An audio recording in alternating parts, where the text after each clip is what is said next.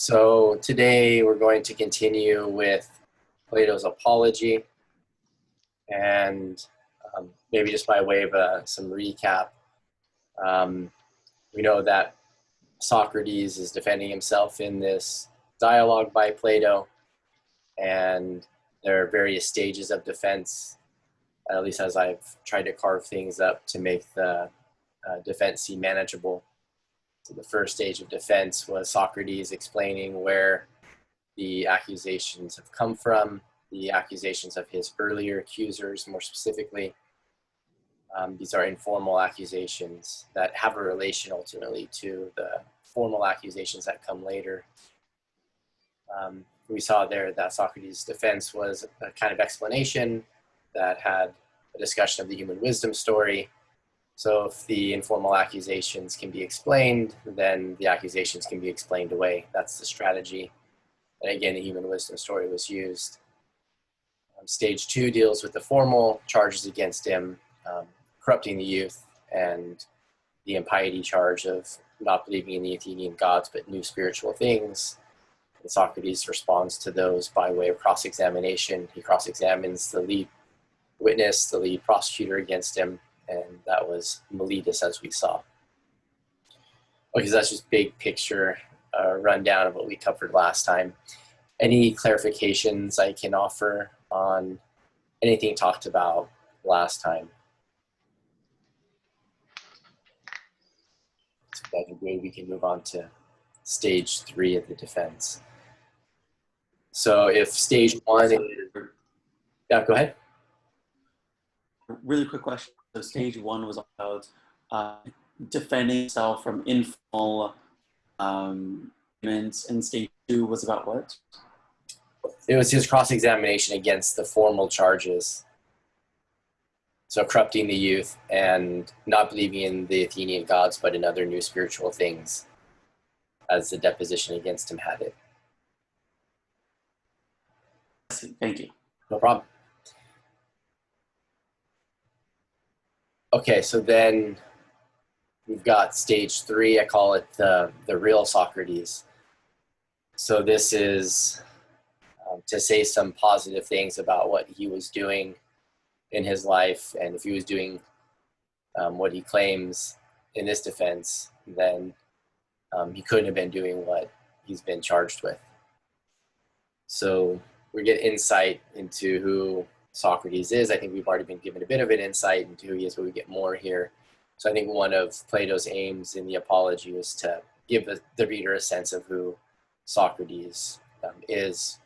And I think when we read some of the passages in this and the next stage of defense, the 4th stage of defense, we see another motivation in Plato's writing come out, but we'll get to that when we get there. So stage 3, let's go ahead and embark on that. Let me let Max in here. Stage 3, the real Socrates. So again, I recommend if you have that Apology reading available so you can follow along, it'd be helpful. So I'm going to be on page 32 of the Apology, and I'm at 28b. So at the bottom of page 32, this is where stage 3 begins.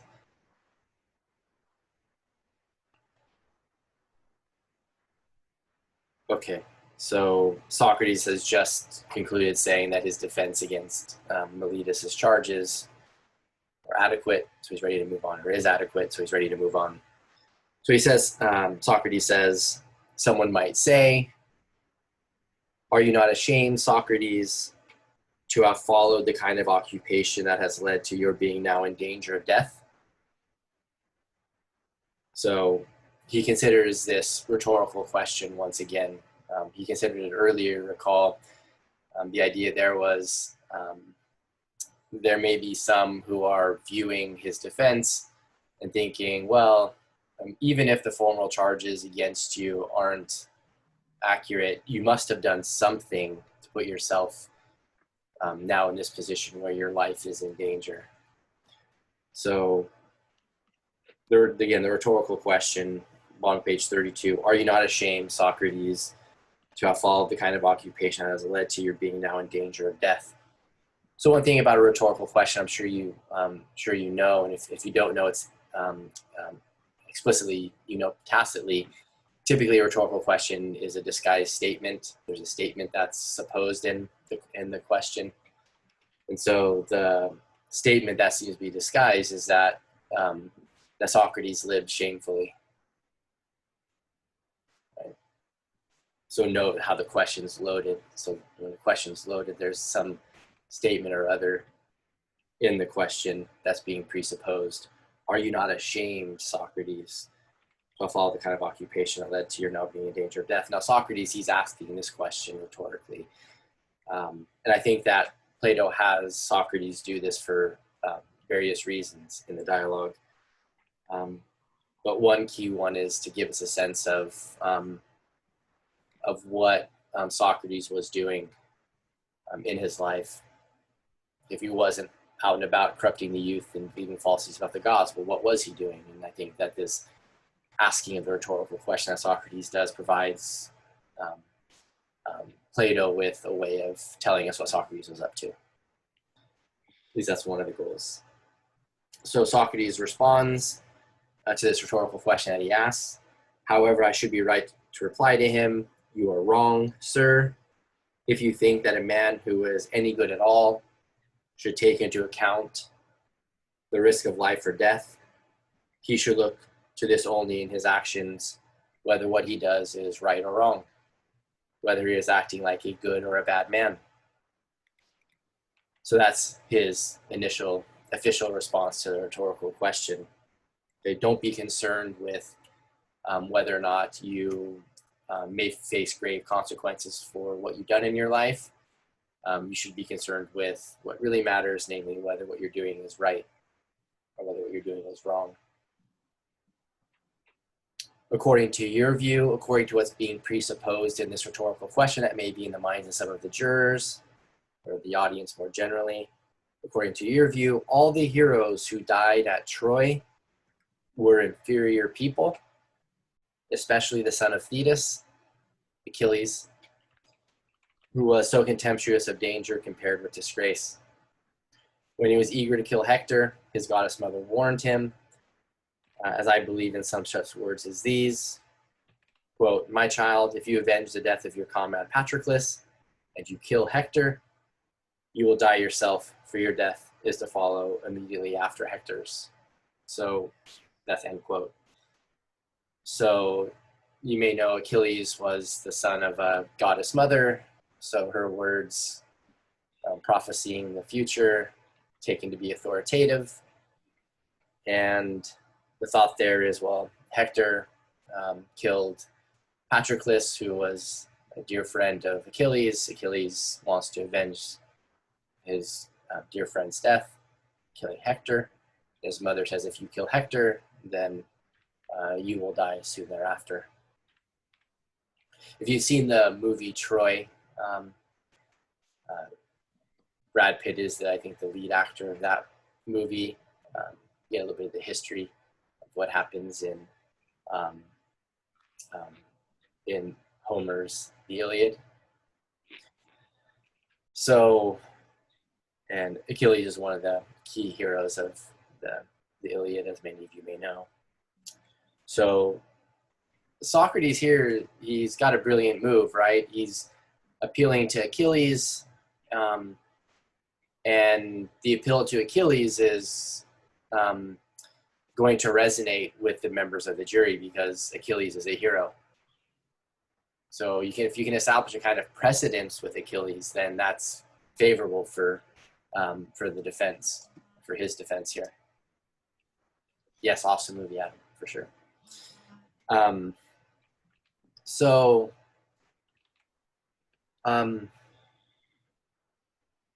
If you note where Socrates says here, top of page 33, according to your view, all the heroes who died at Troy were inferior people. They were then shameful people. The idea here being is they put their lives in danger. They put their lives at risk. So the assumption in the rhetorical question is that those who put their lives in danger, their lives at risk, must have lived shamefully. And so Socrates is brilliant move here is to argue by counterexample. That claim just isn't generally true. It's not generally true to say that if you put your life in danger, then you must have lived shamefully, because surely you wouldn't want to say that Achilles lived shamefully, but he put his life in danger, as well as the other heroes at Troy. Okay, so Socrates referencing the Trojan War. Okay. So then, continuing with Socrates here, he says, in response to his, so Socrates saying, what Achilles does in response to his mother's prophecy. Hearing this, he despised death and danger and was much more afraid to live a coward who did not avenge his friends. Let me die at once, he said, and once I have given the wrongdoer his deserts. So the wrongdoer would be Hector, the one who killed his friend, and his deserts. So there's only one S in deserts there. You may notice it's related to the verb deserve. So it's not, chocolate cake, which sounds pretty delicious at this point. But deserts is related to deserving. So when I have given the wrongdoer what he deserves, rather than remain here, a laughing stock by the curved ships, a burden upon the earth. And then Socrates again asks rhetorically, do you think that he, Achilles, gave thought to death and danger?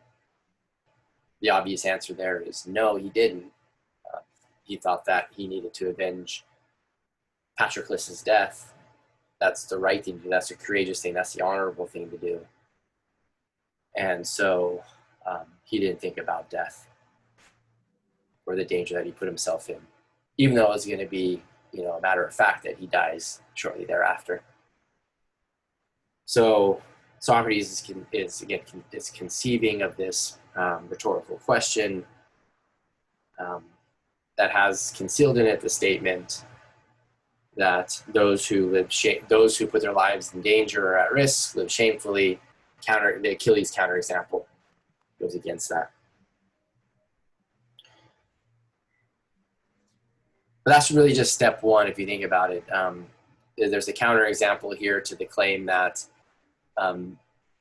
those who put their lives in danger live shamefully. But now what's left, Socrates has to show that he is someone who didn't live shamefully by putting his life in danger. Okay.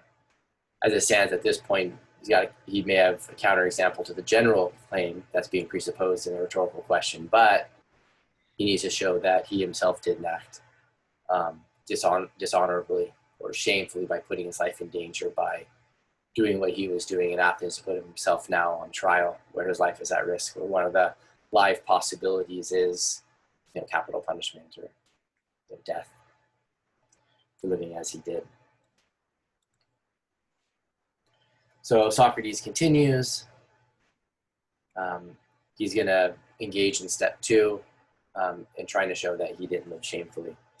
So this is the truth of the matter, men of Athens. Wherever a man has taken a position that he believes to be best, or has been placed by his commander, he must, I think, remain and face danger without a thought for death or anything else rather than disgrace.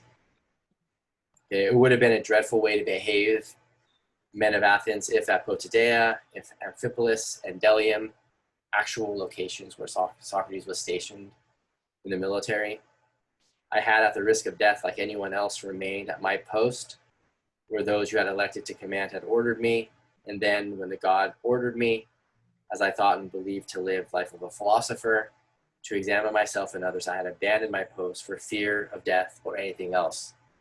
That's a grammatically very fine sentence, as it were, but it's just a long one, so we've got to tease some out of it to figure out what's going on exactly.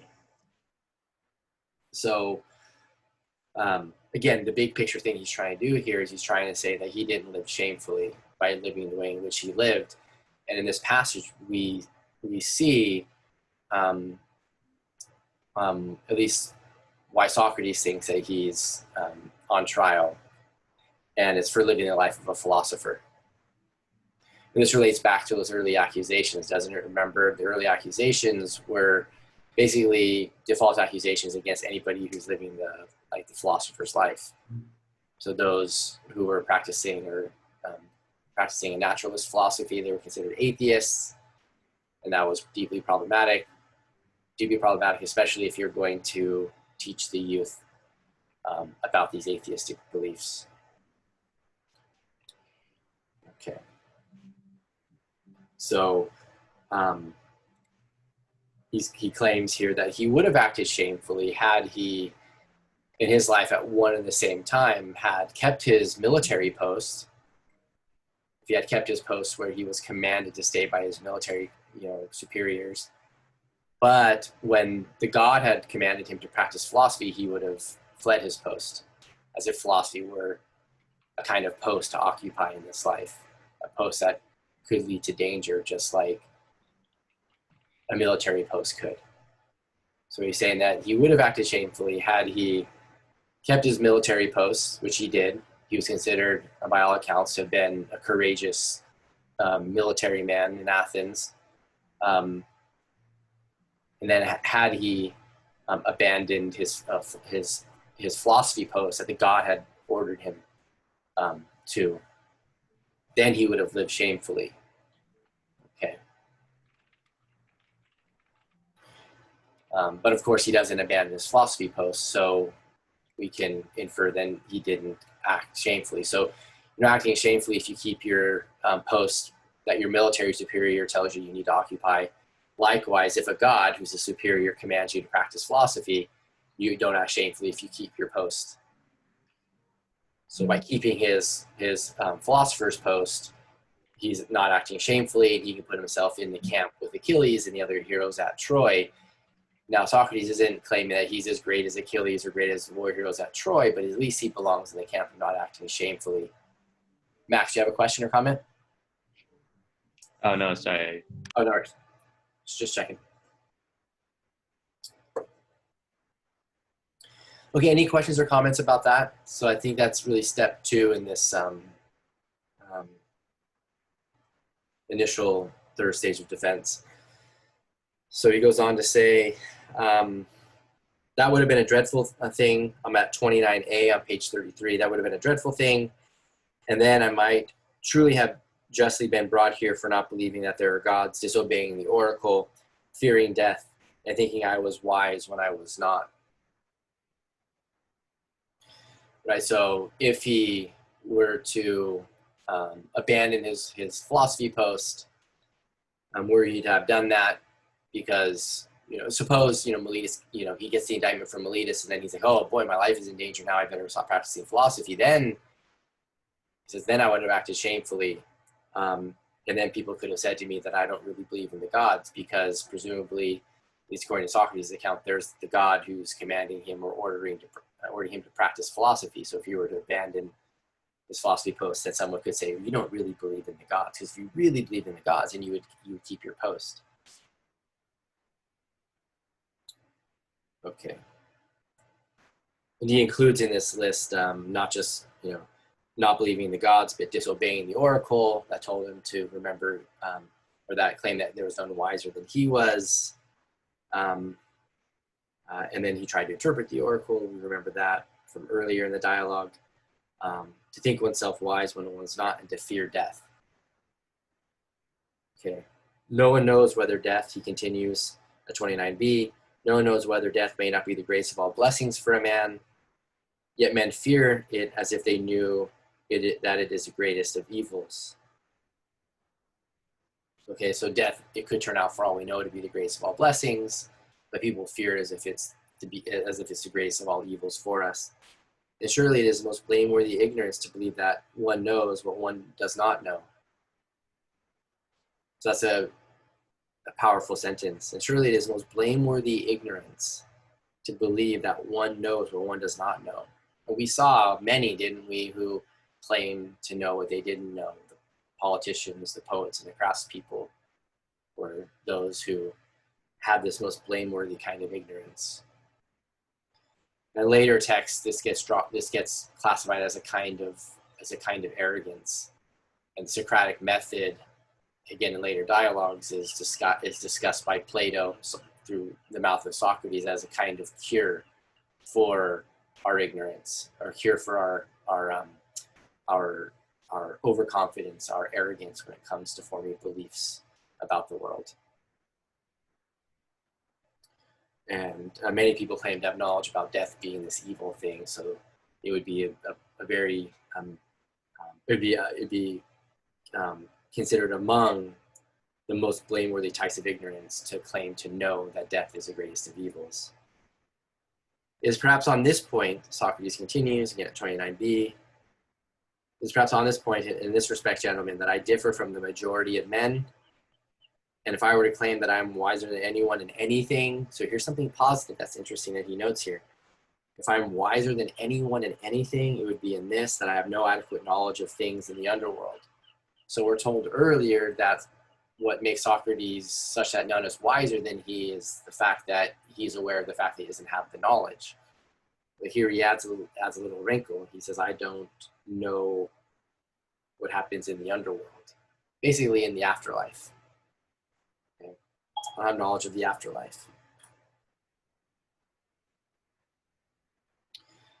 Okay, so I do know, however, he continues, so there is a knowledge claim here. I do know, however, that it is wicked and shameful to do wrong, to disobey one's superior, be he God or man. So I think this passage is nice because some people think that Socrates is claiming that he lacks knowledge altogether, but I don't think that's true. He claims to have knowledge here. It's like maybe a self-evident truth, an axiomatic truth that he's claiming to know here, that it's wicked and shameful to do wrong, to be unjust, or to do unjust things, to disobey one's superior, be he God or man. Okay, so he would do something shameful. He knows he would do something shameful if he were to disobey his military commander. And likewise, it would be shameful to disobey the God, or just God, one of the gods. Remember, he presumably believes in the polytheistic Greek pantheon of gods. And then he continues, I shall never fear or avoid things of which I do not know, whether they may not be good, rather than things that I know to be bad. And he continues, that's on page 34. So he gives an interesting argument here, couched in this defense, this stage 3 defense, where he's here concluded the claim that he didn't live shamefully by putting his life in danger. He was just following the order of the god to practice philosophy. There's an argument for why we shouldn't fear death. Okay, why we shouldn't fear death.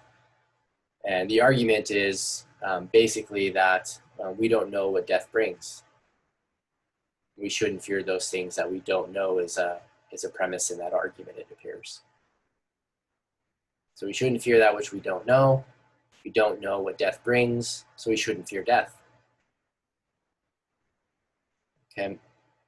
And it seems like it's a pretty straightforward argument, but it's an interesting one in part just because one of the foundational reasons why people fear death is because of the unknown associated with it. So he turns the traditional line of reasoning for why people should fear death or why they do fear death as an explanation. Turns that argument on its head and says it's precisely because we don't know that we shouldn't fear it. And he introduces the possibility of death bringing the grace of all possible blessings. But of course, he's just laying that out as a possibility. Can't claim to know it. Can't claim to know that death is the greatest of all blessings. It's based on other things that he notes here. Okay, any questions or comments about that?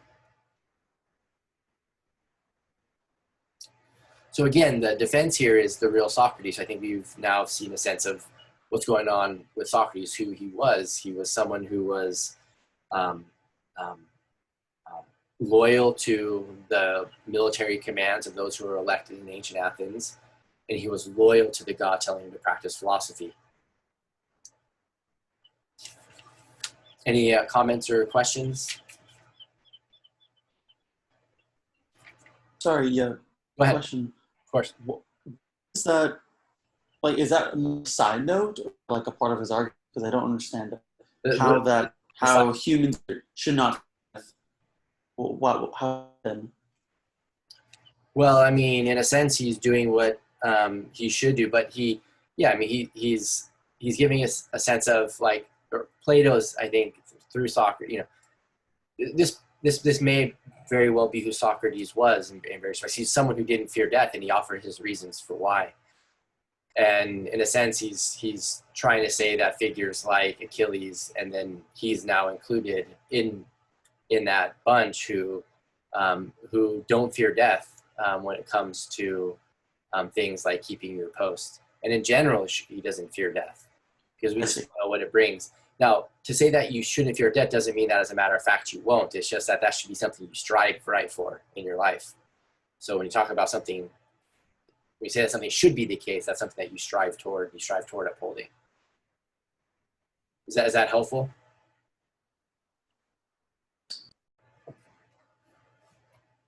So I don't think it's just as a side. I think it's related to their earlier points, right? So there he is. His life is in danger, and he's probably known his life is in danger ever since Meletus's indictment came down on him, right? And he's saying, "Look, I shouldn't fear death. I shouldn't fear the fact that I could die for what I'm doing here by practicing philosophy. God has ordered me to do it. That order takes precedence over, right, the human element of fear that kicks in when you know that you could die for what you're doing." And also by associating himself with Achilles, someone that courts would never kind of judge that, like he's bettering his own. Yeah, you're cutting out on me. I made out like maybe every fifth word. It's okay. Yeah. If you want to type it in the comments, and I'll get to your question. I promise. Or your comment, whatever it is. Okay, it's an interesting claim also too about Socrates. He's making a claim about his superior wisdom over others. He's giving at least some content. He has no knowledge of what happens in the underworld. Okay, so we're on top of page 34. We're at 29, 29C, segueing into D. Socrates says, even if you quitted me now and did not believe Anytus, so remember Anytus is one of the trio of accusers. Meletus just took the lead on it. So there's Anytus, Lycon, and Meletus. So he refers back to Anytus here. Even if you quitted me and now did not believe Anytus, who said to you that either I should not have been brought here in the first place, or now that I am here, you cannot avoid executing me. So Socrates was aware that his execution was a live possibility. For if I should be acquitted, your sons would practice the teachings of Socrates and all be thoroughly corrupted. If you said to me in this regard, quote, Socrates, we do not believe in Anytus now, we acquit you, but only on the condition that you spend no more time on this investigation, do not practice philosophy, and if you are caught doing so, you will die, end quote there. So Socrates there, he's imagining a hypothetical acquittal. So he's imagining the jury saying, oh, we'll acquit you, but only on the condition that you cease practicing philosophy. If, and this is now Socrates continuing, if, as I say, you were to acquit me on those terms, so if you were to offer me this conditional acquittal, I would say to you, quote, men of Athens, I'm grateful and I am your friend. In other translations, he says, I'm grateful and I love you, but I will obey the God rather than you. And as long as I draw breath and am able, I shall not cease to practice philosophy, to exhort you in my usual way, to point out to any one of you whom I happen to meet, good sir, you are an Athenian, a citizen of the greatest city with the greatest reputation for both wisdom and power. Are you not ashamed of your eagerness to possess as much wealth, reputation, and honors as possible, while you do not care for nor give thought to wisdom or truth, or the best possible state of your soul? So we see what's happening here is Socrates is saying in response to the conditional acquittal possibility, he would never cease practicing philosophy. And then he goes on and starts to describe what it is that he's doing when he practices philosophy, what the practice of philosophy is. Okay, so big picture, I think what's happening here is in the previous discussion, what Plato's doing is he's letting the reader know that Socrates' mission, his philosophical mission, is also a religious mission. He's ordered by God to do it. But all we're told there is that he was ordered by God to do what he's doing. Be nice to know what the God ordered him to do. And I think what Plato's doing here, Socrates considered this conditional acquittal for the sake of providing content to what the gods commanded him, what the God or gods commanded him to do in practicing philosophy. Okay? So that's why he says, if you were to put me on these terms, I would say to you, man of Athens, I'm grateful I'm your friend, but I will obey the God rather than you. So there's a touch here, isn't there, of civil disobedience, okay, being presented. Okay, the idea that there's room for disobeying what a jury would sentence you to. I would obey the God rather than you. And as long as I draw breath and am able, I shall not cease to practice philosophy to exhort you and my usual way to point out to any one of you to whom I happen to meet. Again, good sir, you are an Athenian, a citizen of the greatest city with the greatest reputation for both wisdom and power. And then, are you not ashamed of your eagerness to possess as much wealth, reputation, and honors as possible, while you do not care for wisdom, truth, the health of your soul? So there's a kind of assumption here that Socrates is living, at least on his view, he's living at a time where the Athenian citizens, aren't caring about what truly matters. They're caring about honor and possessions, wealth, these kinds of things, and not truth, wisdom, and very broadly the state of their souls, as if these are distinct things.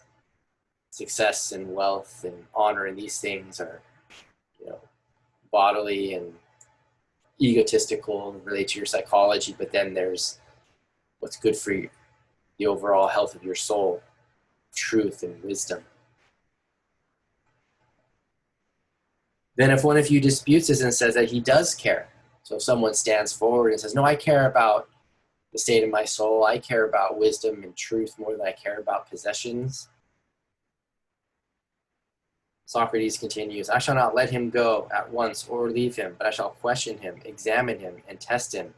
If I do not think he has attained the goodness that he says he has, I shall reproach him, because he attaches little importance to the most important things and greater importance to inferior things. He's got a value problem. He's prioritizing the wrong things.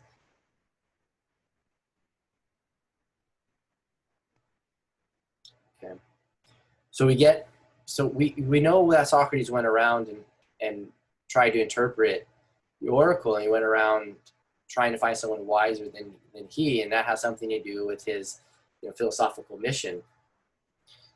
But we see here also that he was ordered by the gods to get the Athenian people to care about what truly matters, to care about truth, and wisdom, and the health of their souls. And that's what's getting developed in these passages on page 34.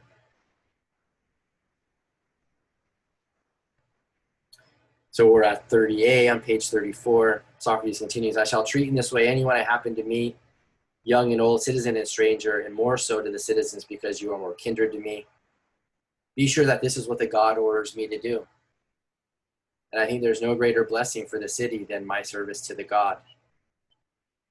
Those passages like these that readers sometimes have or take exception to. Be sure that this is what the God orders me to do, and I think there's no greater blessing for the city than my service to the God. So what God has ordered him to do is quite important.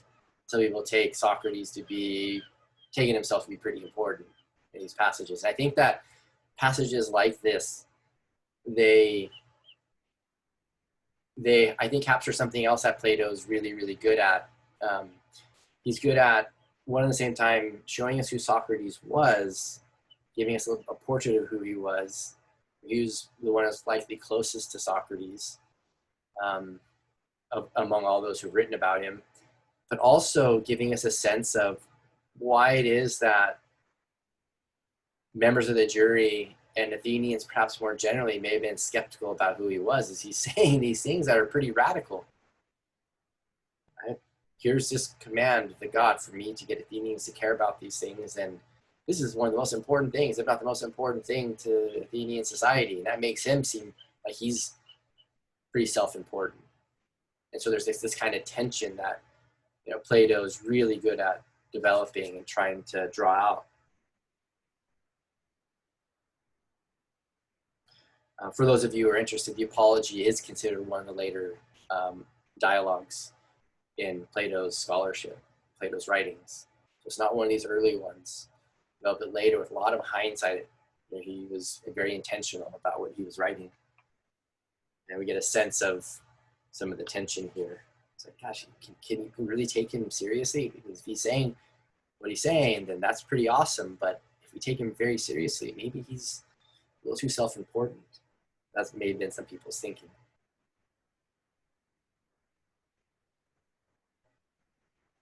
If I go around 30a, just above 30b, if I go around doing nothing but persuading both young and old among you not to care for your body or your wealth in preference to, or as strongly as, for the best possible state of your soul. As I say to you, and this is worth just noting, underlining, wealth does not bring about excellence. Excellence makes wealth and everything else good for men, both individually and collectively. So the term excellence that's used there, the ancient Greek word is arete, and that's translated virtue. So virtue and excellence are understood as synonymous here. Virtue does not wealth does not bring about virtue, but virtue makes wealth and everything else good for men, both individually and collectively. Yeah, so Gregory, your comment about Jesus, yeah, Socrates gets compared to Jesus a lot, and there are other passages in Plato's works, the Republic and elsewhere, where he gets compared to Jesus.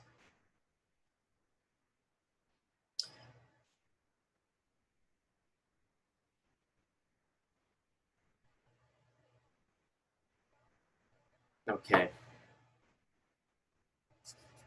So this passage here, wealth does not bring about excellence, but excellence makes wealth and everything else good for men, both individually and collectively, at 30b on page 34.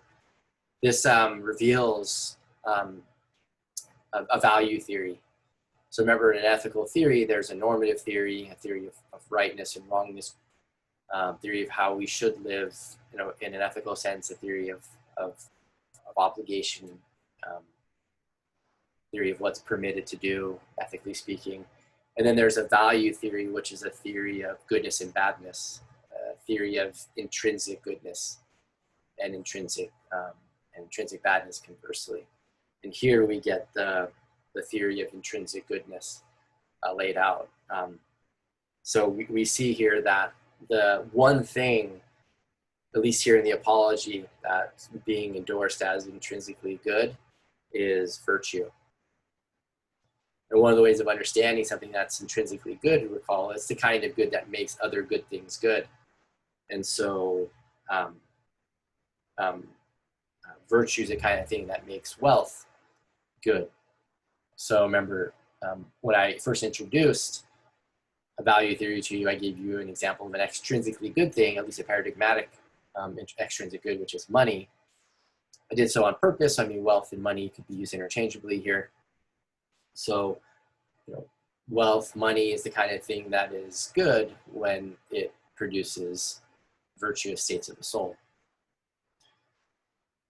But it's a strong claim here. The claim is that there's one thing that's intrinsically good, because he says that, Socrates says that excellence, virtue, makes wealth and everything else good.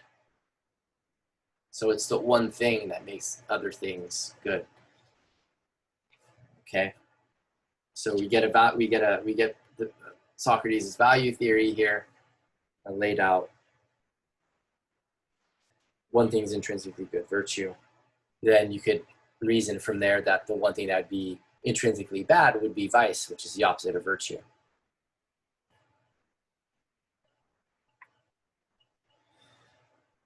Okay, so this concludes stage 3 of Socrates' defense. So we get the real Socrates, we get the fact that he's on a religious mission, he's been ordered by the gods to practice philosophy. What does that amount to? It amounts to getting Athens, the youth, etc., whoever will listen to him, even if they're not Athenians, get them to care about what truly matters, and that's virtue. And virtue is understood here as a state of the soul, isn't it? An excellent state of the soul is what virtue is. Now, maybe it's a little sidebar here because we don't really get too deep into a discussion of what virtue is in this text here. But we know from other places in Plato's scholarship and Plato's writings how Socrates understands the virtues. And so he defines the classical virtues in a work called The Republic. So Plato, through Socrates, in the book of The Republic, he lays out what have come to be known as the cardinal virtues. And there's 4 of them: wisdom, courage, justice, and moderation. I'll say those again: wisdom, courage, justice, and moderation. And in that work, again, this is a bit of a sidebar on just the topic of virtue, so you can get a sense of what virtue is. State of the soul. A wise state of the soul is being in a state where you know what's good for the whole soul. So it's a kind of knowledge, at least on the account, at least by the account that we're given in the Republic. It's a kind of wisdom about or kind of knowledge about what's good for the whole soul. So we know wisdom is a kind of knowledge in this case, that knows what's good for the whole soul.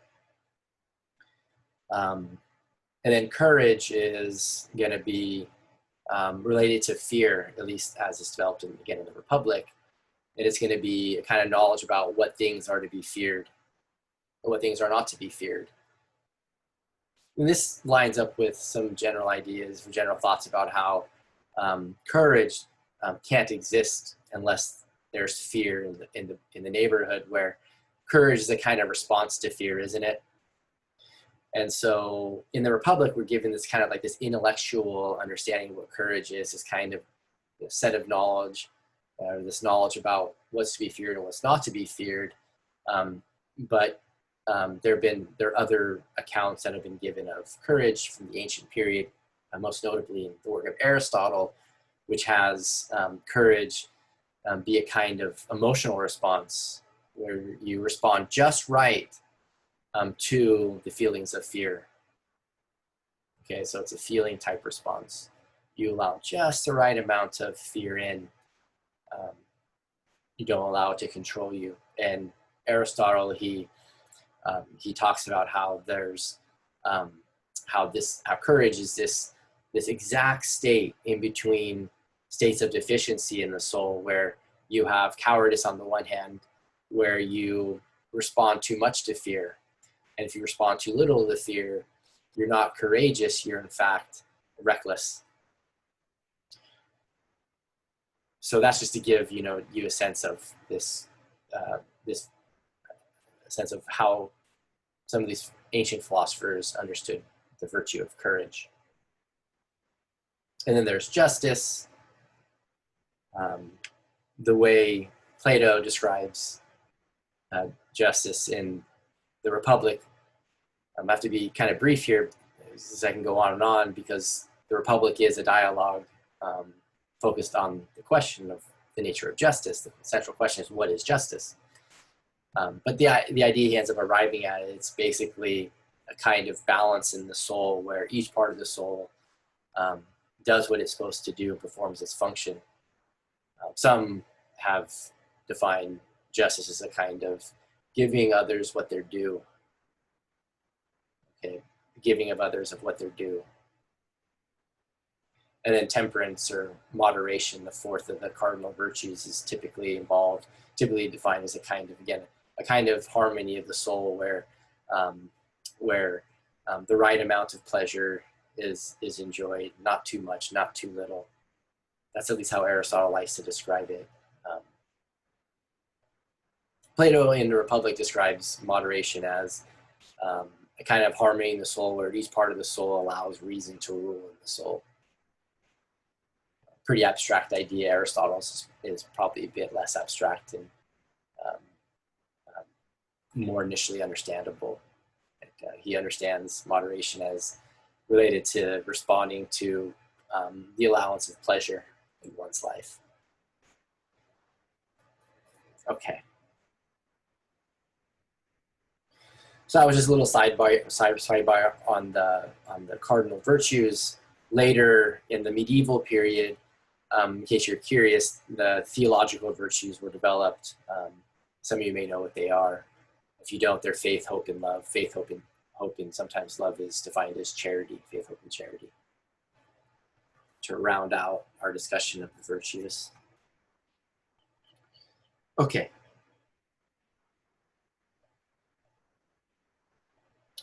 So I've got some notes here. I'll post these after today. Let me share my screen with you. Do some recapping here. So we've got defense 1, defense 2, okay, defense 3, stage 3, the real Socrates. So Socrates responds to the objection that he must live shamefully by living in such a way that he put his life at risk or in danger in 2 steps. First, he argues that it's false to assume one lives shamefully by putting one's life in danger. The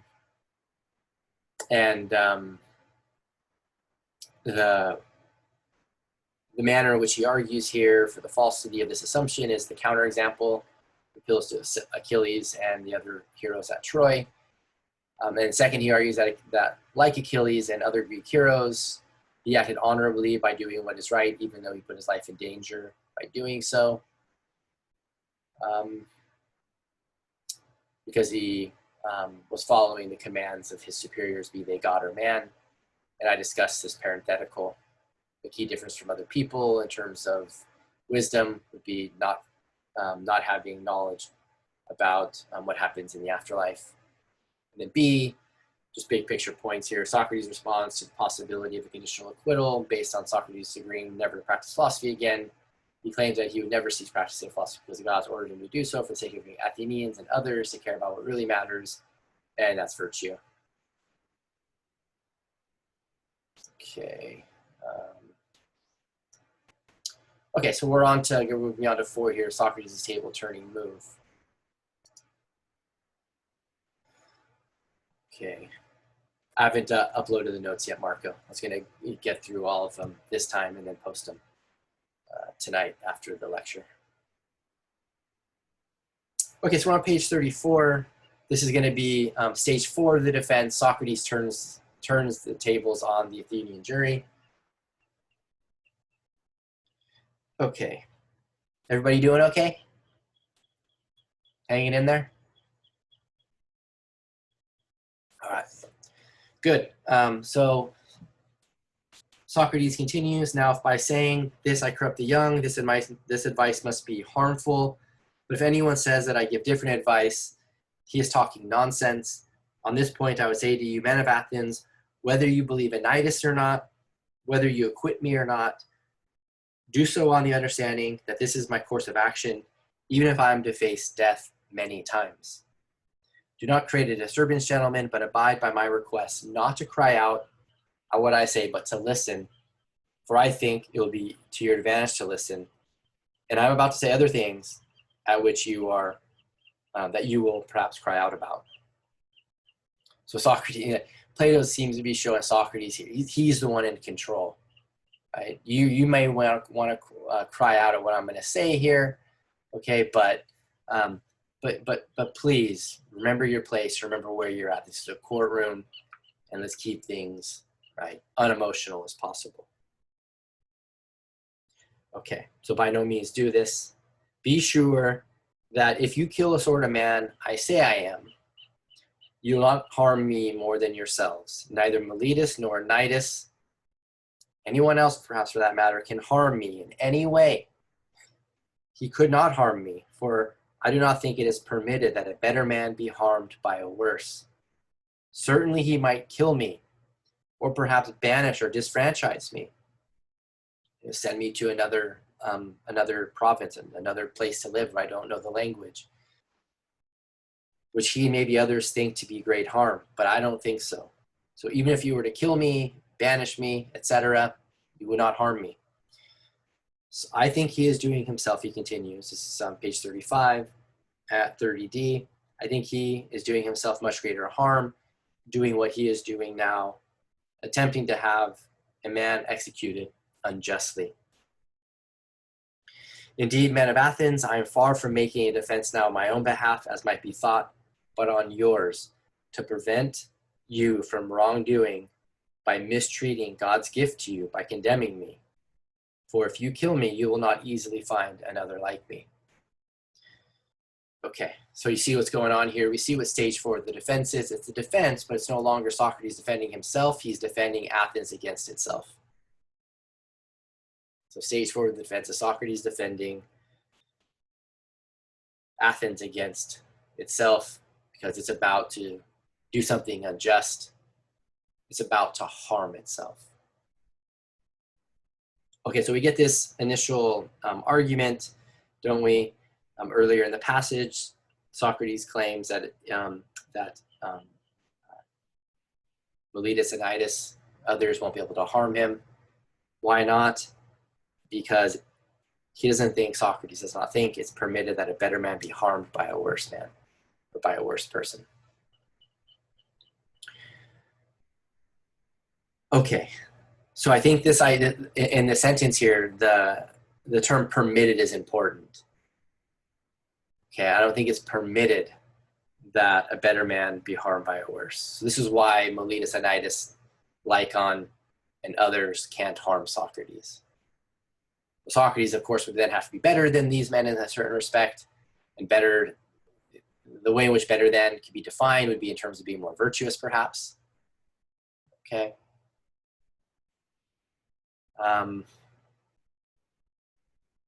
This idea of permission that we find here is that I think is answered by theology. The gods wouldn't allow a better man to be harmed by a worse man, or a better person to be harmed by a worse person generally. I think that at the very end of the dialogue, we have support for this reading. So if you would skip to page 44 in the Apology, this will be the second to last full paragraph. The last paragraph is really short, but the second to last one at 41C, or right at D, Socrates says, "You too must be of good hope as regards death, gentlemen of the jury, and keep this one truth in mind, that a good man cannot be harmed, either in life or in death, and that his affairs are not neglected by the gods." So there's a view that Socrates develops here, and that's developed elsewhere. We find it in Plato, and we find it in other ancient philosophers, where there's a kind of divine justice that's in place, where the gods look out for the good person, ensure that they are happy, or that the state of their soul isn't going to be afflicted. And those who are unjust, those who are wicked, those who are vicious, they are sort of allowed to become corrupt. They're corrupted. This is in line with standard views of retributive justice that are thinking of just about divine justice that we find all over in theological traditions, according to which God, he rewards the good, punishes the wicked, or the gods reward the good, and the gods punish the wicked. This is the kind of theology that seems to be presupposed by Plato, presupposed by Socrates here. And so when Socrates claims that Milesianitis others could kill Socrates. They could send him to his death. They could banish him, which would obviously be harmful for him, make him stateless altogether, take him out of his political society and put him into what we call the state of nature. So he's a stateless individual, cityless individual. Socrates would say, you can't harm me by doing those things. And I think this is also in line not just with notions of divine justice, God's looking out for the good and rewarding the good in various ways and punishing the wicked and those who are vicious. But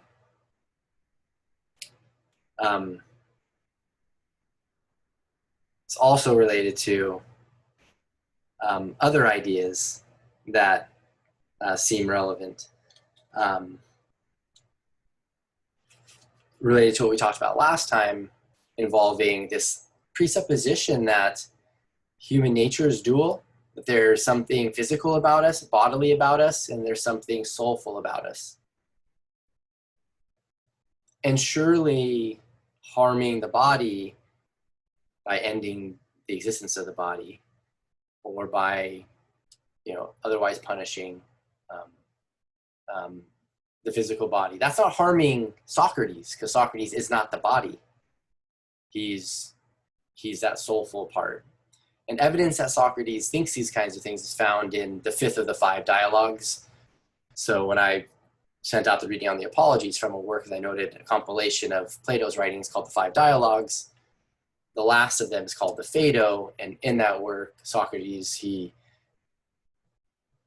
develops a series of arguments for the claim that he's his soul, and his soul is this immortal thing that goes on and continues living in different bodies.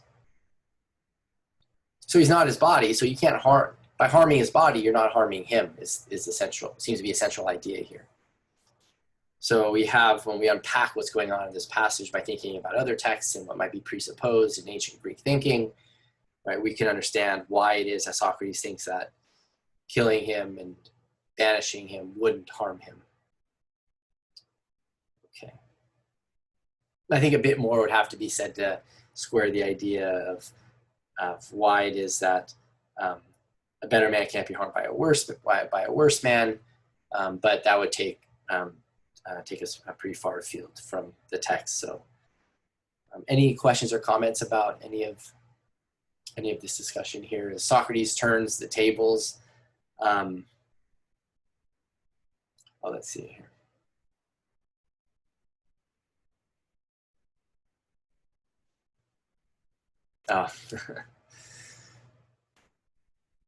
Forgive me, I don't know a lot about Eminem, but I'll take your word for it, Gregory. Okay.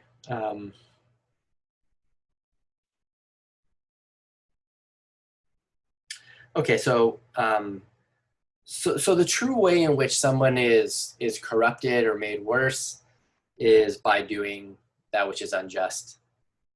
So in a sense, Socrates is trying to protect Athens from its own corruption.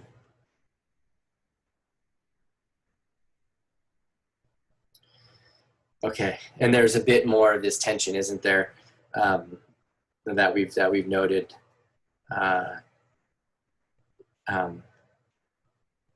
Where Socrates refers to himself as God's gift to Athens.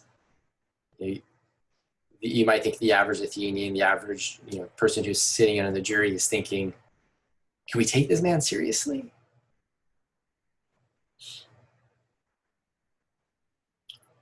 I was attached to this city. This is a famous passage. I was attached to this city by the god, again, a religious mission to practice philosophy. And then he recognizes the ridiculousness of what he's saying, though it seems a ridiculous thing to say, as upon a great noble horse, which was somewhat sluggish because of its size, it needed to be stirred by a kind of gadfly. Right? It is to fill some such function as this that I believe that God has placed me in the city. I never cease to rouse each and every one of you to persuade and reproach you all day long and everywhere I find myself in your company. If he did that, you can surely see how he can make Athenians upset. I think that this passage here does connect up with one of Gregory's comments earlier. I mean, think about, Jesus, when, according to the New Testament, Jesus is claiming that he is, the Son of God with a capital S, and he's come from God the Father, and he can forgive sins and these kinds of things. And you can imagine the people thinking, who is this person, right? Socrates here isn't claiming isn't claiming those things of that level, right? But he is claiming that he is, in some sense, a gift from the God to help Athens.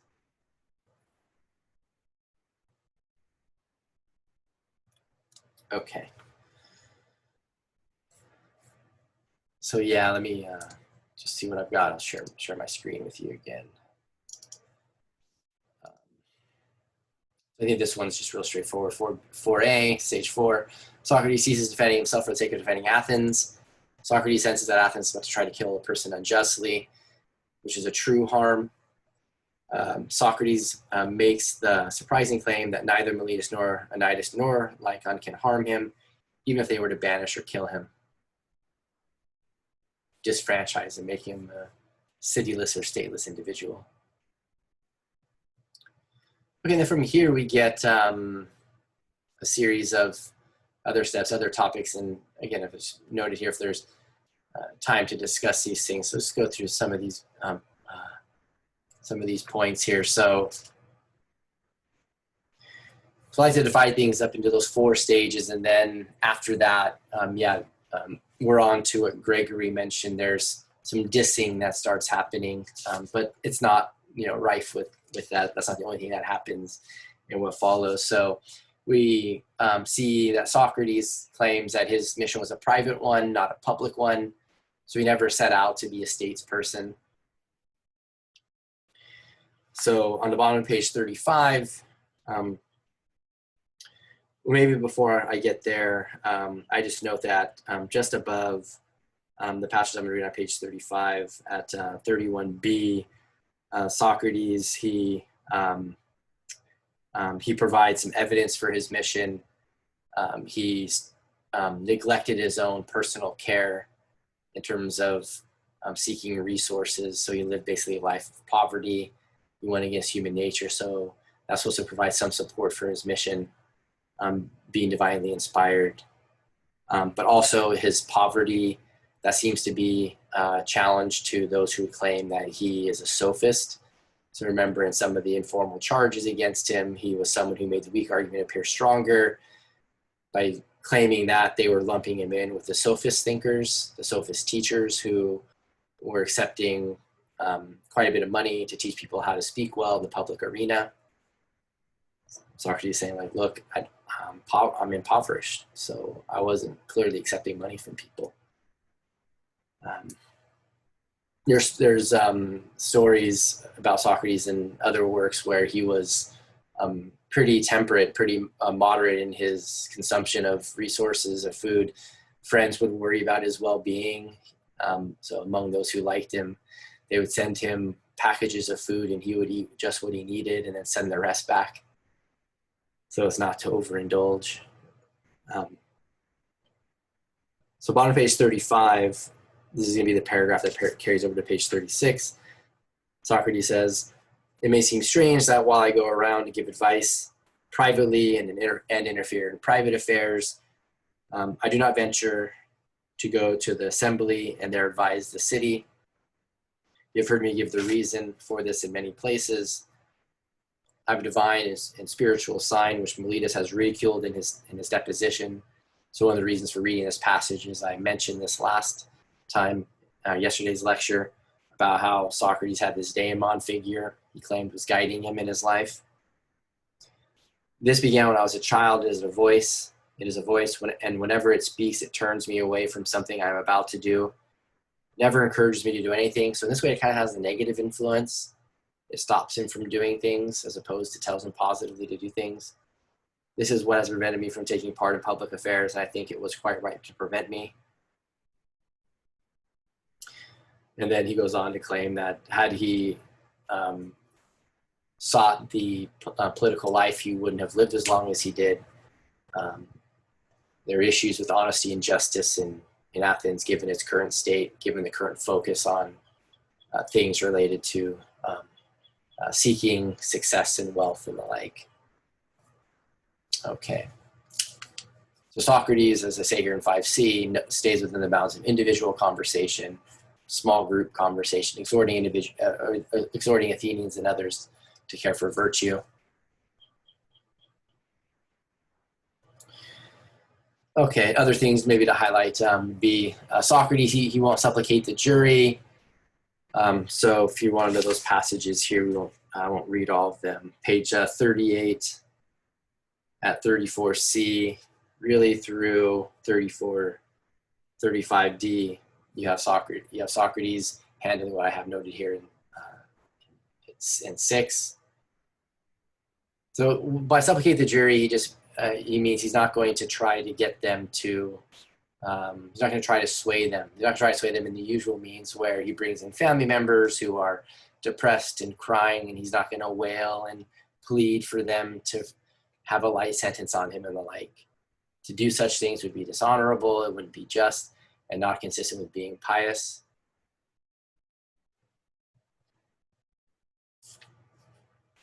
So on page 39, I'll deal with the impiety point here, or the piety point. On page 39 at 35D, he writes, do not deem it right for me, men of Athens, that I should act towards you in a way that I do not consider to be good or just or pious, especially by Zeus, as I am prosecuted by Miletus for being here. I am being prosecuted by Miletus, by Miletus here for impiety. Clearly, if I convinced you by my supplication to do violence to your oath of office, I would be teaching you not to believe that there are gods, and my defense would convict me of not believing in them. This is far from being the case, gentlemen, for I do not believe in them, as none of my accusers do. I leave it to you and the God to judge me in the way that will be best for me and you. Okay. So this leads to the next passage in the text, the jury's verdict. So the jury ends up rendering a verdict. They find him guilty. Okay, so he is found guilty. That happens at 35D,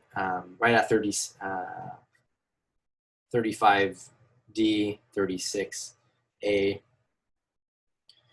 Was it close? It was pretty close. It was closer than he was expecting. If 30 votes had swung his way, then he would have been okay. He would have been acquitted, but he was found guilty. So now the next thing to do is determine the penalty. And the way the penalty issue gets settled is both sides, the prosecution and the defense, so Socrates, they both get to issue what they think the penalty should be. The Miletus is obviously representing the prosecution, and Miletus requests death. And Socrates, he says something shocking. As a penalty, he thinks that he deserves a reward, and that is to be fed at the Prytaneum, like the Greek Olympic heroes are fed. So he's claiming that his punishment really should be a reward for what he's done for Athens. And you can see how this could make some members of the jury pretty upset. So he makes that point, but then he comes to his senses and says, okay, but if you really need me to offer a penalty, he says either a small fine or a large fine. And then I have people who will cover the fine. So he's not really worried about any kind of fine that would come his way. So he gives 2 penalty options. One, feed him the rest of his days, feed him like a king or like an Olympic hero anyways, or fine him. And there's 2 possible fines, a small one or a large one. Now what's going on with this whole you should reward me as my penalty? I think that maybe there's a little bit of maybe levity that's being ushered into the dialogue at this point. Maybe also Plato's making an interesting claim, like we reward the Olympic heroes with free meals the rest of their days. They get to eat like Olympic heroes. And perhaps if there's any hero in Athens, maybe Plato's making a point here. Maybe Socrates is the greatest of them and should be treated accordingly. It wasn't one that was going to be taken seriously because it doesn't, strictly speaking, count as a penalty or a punishment to be fed so well the rest of your days. So the verdict is, or the verdict on the penalty issue is that he deserves death. So that's what the jury comes back with after considering both sides. Okay. Maybe the most famous passage from all of Plato is this notion of the unexamined life. I'm sure many of you heard of it before. In context, it's a little different from the way it reads, the way it's sometimes expressed in ordinary life. The unexamined life is not worth living is the passage. You can find that passage on page 41 at 38a. So 38a, he says, if I say that it is the greatest good for man to discuss virtue every day, and of those things about which you hear me conversing and testing myself and others, for the unexamined life is not worth living for men, you will believe me even less.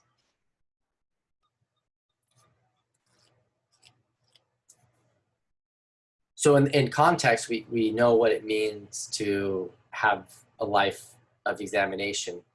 And that's a life that's concerned with virtue, concerned with prioritizing virtue in your life. So we saw that Socrates, when he developed his value theory, he's telling us virtue is the intrinsic good. It's the most important good. It makes all other things that are good, good. That's the kind of pedestal he puts virtue on. And so the examined life is going to be one that's constantly reflecting on whether or not what's the most valuable, virtue, is being lived up to. Because it's not just reflection for reflection's sake, it's reflecting on whether or not you're properly prioritizing what's valuable. And virtues, the state and health of your soul is most valuable. And the life that doesn't care about this kind of examination of virtue, he says, just isn't worth living. So there's a sense in which if you're resigned to live an unexamined life, that life, you're better off dead. You're better off not living.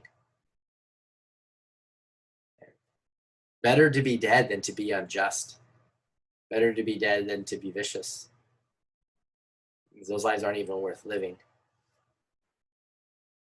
They're so full of corruption. Remember, the things that corrupt souls might have to do with living corruptly or viciously, the opposite of virtuously. So that just provides a little more context to that famous passage from the Apology. The unexamined life is not worth living.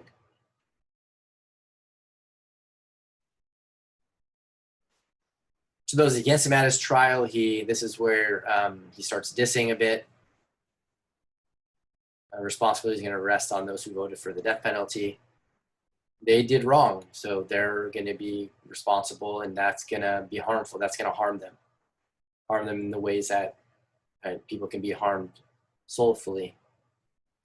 No worries, he tells us. Socrates says that his followers will take up his cause. Here we are, over 2,000 years later, 2,500 years later, we're still talking about Socrates' influence. Okay, his cause is still here, you could say. And we see his cause throughout history in various places, very salient places. We'll come back to that point in a moment.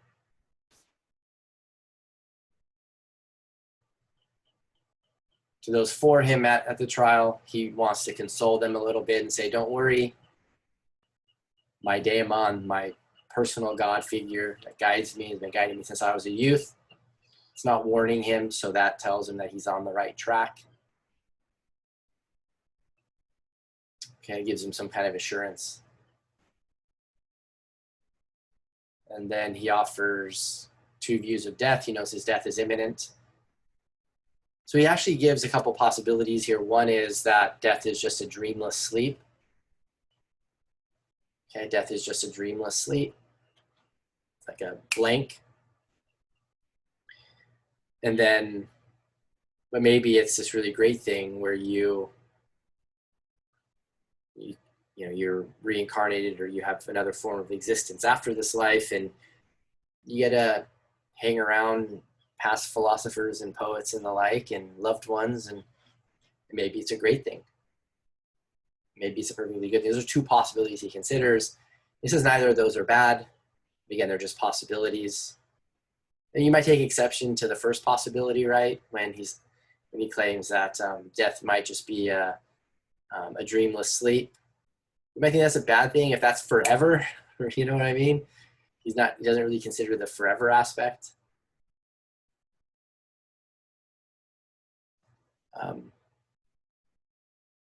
I mean, some people, when you think about the idea of death being forever, or a blank forever, that makes them feel a bit nauseated or a bit uneasy on the inside.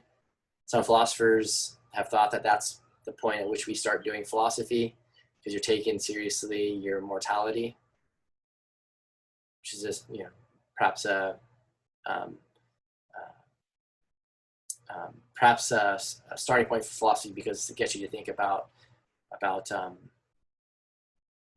something that seems very significant to us, our lives, and then the end of that life and what comes after, if anything. And if nothing does forever, then that could be a pretty scary thing.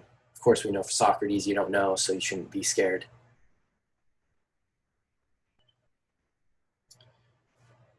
And then he finally asks for people to take care of his children for him. So there he is. He's on trial. He has young children that need caring of. He must have started having children late. So the very end of the dialogue, very last lines, he says, "Now the hour to part has come. I go to die, you go to live. Which of us goes to the better lot is known to no one except the God." And that's the end of the apology. Now, we're going to be concluding our Plato unit, our Socrates unit here. And so I should spill the beans on what happens after Socrates goes to prison. Well, he's going to end up having to kill himself. They're going to give him a poisonous substance called hemlock. He'll drink it and he'll die. But there's some time where he's in his prison cell, and there's actually dialogues that Plato wrote of Socrates in his prison cell with various visitors who come to him. And two of those dialogues are found in the 5 dialogues. There's debate, maybe 3 are, but at least 2 are. In the 5 dialogues after the apology, there's a work called the Crito that's written. Crito's named after one of Socrates' good friends. And Crito tries to, according to the dialogue, tries to convince Socrates to leave. He's got people who are ready to pay off the guards, and that wouldn't be a problem. Crito has a place for Socrates to stay. And in Thessaly, it turns out, so he's got friends in Thessaly, so Socrates could easily get out.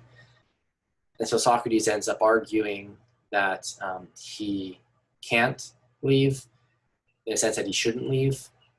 He shouldn't flee, despite the fact that arrangements have been made, because he is part of he agreed to a social contract in Athens to agree to the laws. And one of the laws has it that when you're convicted and brought to trial, you have the right to persuade the jury of your innocence. But if you don't succeed, then you must obey the sentencing of the jury. And so given that he agreed to that in advance, despite the fact that the jury got it wrong, since he has this powerfully binding agreement with the city of Athens, he must stay. and deal with the consequences accordingly. It'd be unjust for him to do wrong to Athens, despite the fact that Athens' members have done wrong to him. So what Socrates is actually saying is the laws didn't wrong him. It was the application of the laws that wronged him. So he can't go against the laws. And he actually personifies the laws in the dialogue. And in many ways, the laws just are the basis of a political society. So you think about the difference between people living outside of a political society, and they think about people living in a political society. The difference really is just the fact that you've got laws in the political society, and of course their enforceability. So Socrates claims that he needs to obey, given that he didn't succeed in persuading the Athenian jury of his innocence. So he doesn't flee, so then he remains in his prison cell. And then in Phaedo, which is the last of the 5 dialogues, which I've already mentioned, Socrates, it's a dialogue about Socrates' last hours alive. And there he discusses his soul. He tries to convince his conversation partners that that's just what he is. He is a soul, and the soul will continue living. So there's nothing that the Athenians can do to kill him because he's his soul. And so he ends up comforting and consoling a lot of his friends who are there, who are scared for his life and scared for what's going to happen to him. He shows courage amidst, or in his final hours, with death looming. He drinks the hemlock, and that's it. That's the conclusion of the Phaedo. Okay. Any questions about any of that I've noted? Yeah, Greg, I think you're right. He's got a bit of bite to what he says. Yeah, so you asked about the Meno. The Meno is interesting because it's hard to know exactly where it's taking place, but it does seem like, and there's some textual evidence for it occurring in prison. So maybe it's one of these jailhouse classics in Plato's scholarship, but we're unsure of that. What goes on in the Meno is a discussion of the nature of virtue. The issues are, what is virtue in terms of its essence, and then is virtue the kind of thing that can be taught? And that's important because it doesn't seem like we're born virtuous. So in the Meno, that's the central issue, is the nature of virtue and whether or not it can be taught. Socrates ends up claiming that it's not the kind of thing that can be taught. So those who are virtuous because the gods give it to them. At least that's like the final sort of verdict that's on offer, but we still don't know what the nature of virtue is in that text. So it's one of those paradigmatic Socratic dialogues where Socrates doesn't claim to know the essence of the thing that he's looking for. In the case of the Meno, it's virtue that he's looking for. I mean, we know examples and we know some things about virtue, but we just don't know what its essence is by the end. So that's what's going on in the Meno, one of the other 5 dialogues. Okay. Any other questions about any of that? Let me so I can share another screen with you here. So I mentioned a moment ago that that's Socrates' ideas were influential, and the Apology in particular was influential. So let me just say a few concluding words, if I can, on the legacy of the Apology, like I did with the legacy of the Euthyphro, talking about that work. So one of the legacy points is how to think about a value theory. So it's what has withstood the test of philosophical time is the fact that that when we think about what's important about a value theory is determining what counts as intrinsically good. When you think about what's intrinsically good, you're thinking about those goods that explain the goodness of other good things, those things that we nowadays call extrinsically good things. So that's an important legacy point. So just like the Euthyphro was important for normative ethics in thinking about what counts as right action by thinking about how Socrates dealt with and Plato dealt with piety in the Euthyphro, in the Apology, there's been a legacy of how to think about value, how to think about goodness, intrinsic goodness in particular. So there's that connection.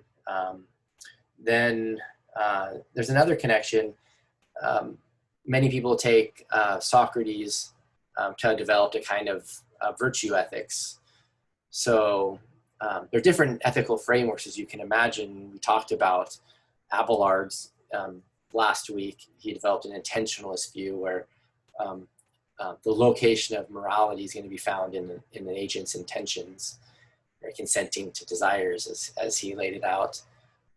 We've talked about views which would have it that it's the consequences of actions that matter. I've roughly alluded to utilitarian theories, which would say we need to think about the consequences or the happiness of all, and the location then of morality is going to be found in happiness facts, whether or not happiness of all, right, prevails with respect to a particular action that's been performed. Well, a virtue ethics is one that says that there's a prior question that's important in normative ethics for figuring out whether or not an action is right. The question, that prior fundamental question is, how should we be in terms of our character? And the typical answer to that is we should be virtuous. And so then you need to give an account of the virtues. So some people read Socrates, as developed in the Apology and elsewhere in Plato's works, as a kind of virtue ethicist, because he takes the fundamental question in normative ethics, the theory of rightness and wrongness, to be this fundamental question of how we should be. And then from answering that question, we're able to answer the question as to how we should live our lives, how we ought to live, or what are the right actions that we should perform. So a virtue ethics is going to be a normative ethical view, which has it that the fundamental normative question is how we should be in terms of our character. And then from that question, we're able to answer the question how we should live. And of course, that's, that question is, if not roughly the same as, it is perhaps equivalent to the question, what is the right way to live? What is the right thing to do? And that's a normative ethical question, isn't it? So virtue ethical theory seems to be one that Socrates developed, and it has had a long history in the history of philosophy. A series of philosophers have held it, and it's still a view to this day. So that's a bit more of the legacy of the Apology that we get, the virtue ethics tradition. And the last part of the legacy that I wanted to discuss had to do with civil disobedience. So let me share my screen here.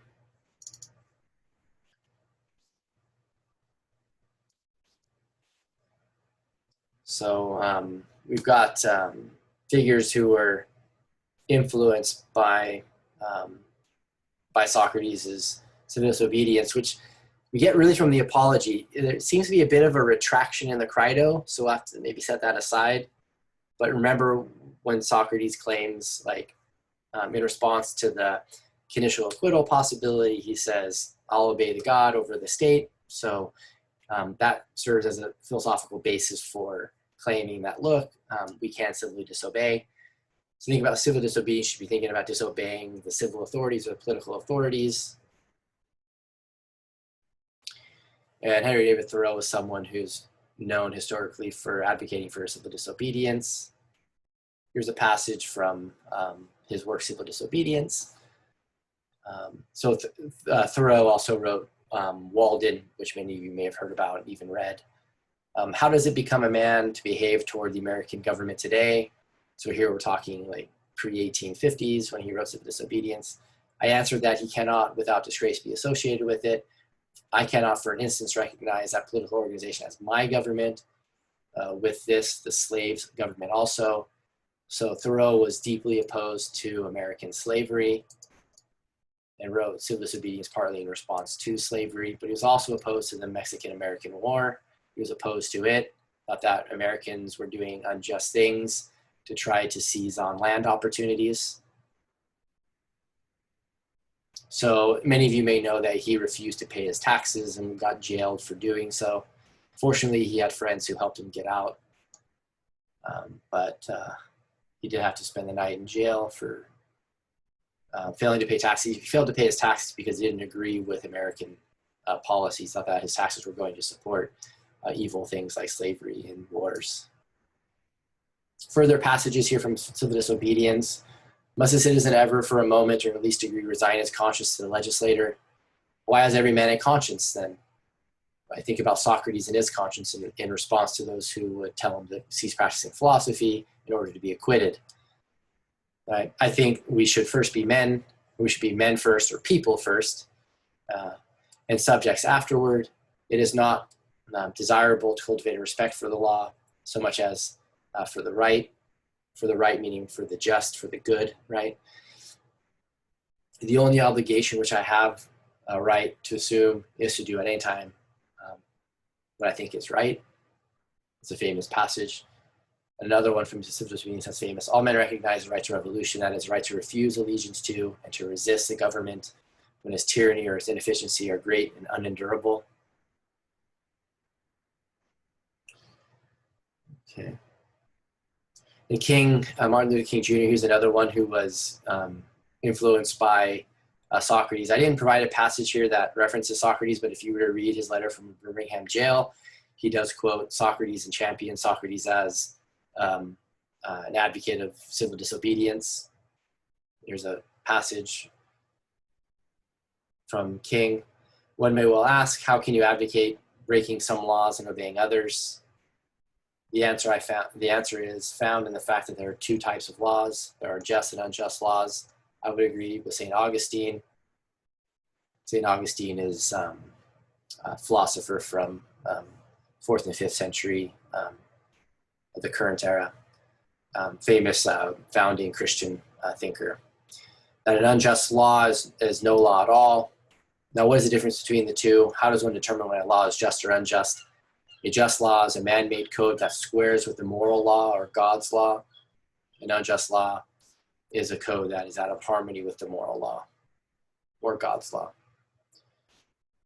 So we have a couple figures here who were influenced by Socrates and his civil disobedience. Another figure who was just as directly influenced, even more so influenced by Socrates' apology was Gandhi. I don't have any Gandhi passages here, but Gandhi, he was imprisoned in South Africa fighting for the rights of the colonized there. As many of you may know, while he was in prison, he read Plato's Apology, a translated version of it, and he was so influenced by it that he developed his principle of living. Many of you may know it's called Satyagraha, Satyagraha, Satyagraha, which means like truth force or being of truth or steadfastness in truth. In part because of Plato's Apology, he saw this character in the Apology who was resolute, didn't fear death when it came to doing that which is right. And so Gandhi thought that Socrates, and he describes him in several places as Satyagrahi, as someone who lives up to Satyagraha. So Gandhi, he actually was so influenced by the Apology that he wrote a translation of it so fellow Indians could read it, and published it in a series of newspaper articles, about 6 of them. So Gandhi was deeply influenced by Plato's Apology, and it was a cornerstone to his form of civil disobedience, which was characterized again by the notion of Satyagraha. Another notion that characterizes the Gandhi's civil disobedience, again, which you may be aware of, is ahimsa, ahimsa, ahimsa, which is a notion which means no harm. So Thoreau, and definitely King and Gandhi to probably a greater extent were advocates of nonviolent resistance as their form of civil disobedience. And Thoreau seemed to have been an adherent in that way as well. He chose a method of not paying taxes. So I think one of the legacies of Plato's Apology is this notion of civil disobedience. I think that does get a bit, Socrates' account of civil disobedience has to get squared with what he says in the Crito, where he ends up claiming that he shouldn't civilly disobey because the jury did wrong, and he made this decision with the Athenian government to adhere to the laws and to the principle of persuade or obey. But we can set that aside and focus, like many of the other figures did, on Plato's Apology. Okay, for these accounts of civil disobedience about later. Okay, let me stop share. Are there any comments or questions? Yeah, the nitro spend gel. Yeah, that's a good one. Where are you, Emerson?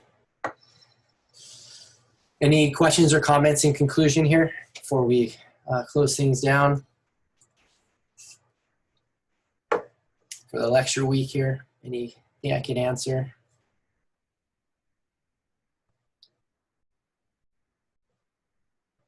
Okay, if you guys are good, then I'll go ahead and shut it down now. I'll shut down the recording. Those of you who want to stay on and ask questions for a few, that's fine as well. But have a great week, rest of your week, and have a great weekend. I'll be posting the assignments as usual on Friday for you.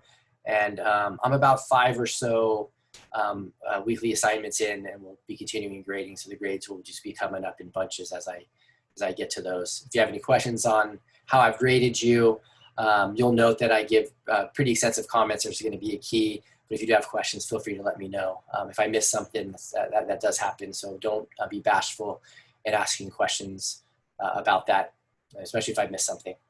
Okay? So have a good one, and I'll see you all next week, next Tuesday. Thank you. Yeah, have a good one. Thank you. Yep. Thank you all.